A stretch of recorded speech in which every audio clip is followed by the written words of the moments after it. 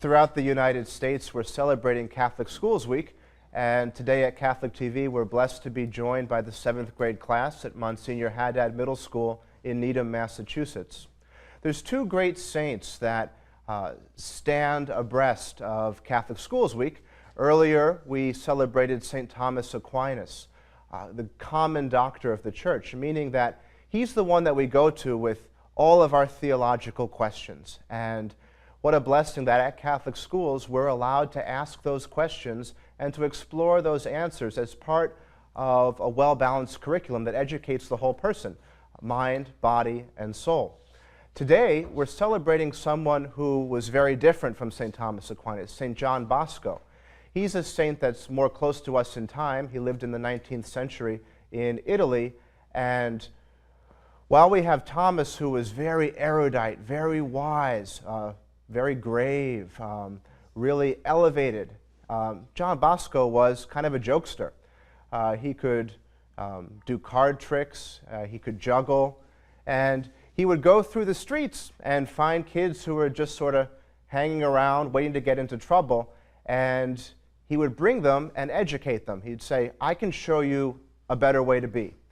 He was a very charismatic man. He was a dreamer. He had famous dreams about the end of the world, but also what was going on in the lives of his kids, because he loved them so much. He was always thinking about them. He was a true father to the young, as we heard in our collect, our opening prayer. And at a Catholic school, both of these personalities should come together in one environment where we're academically excellent, we're focused on the truth, but also we're having fun. Those two things go hand in hand. And at a Catholic school, everyone should be welcome, not just the best, but like St. John Bosco, we go and we open the doors to everyone. And John Bosco transformed those whom society thought were the least into those who could truly be excellent.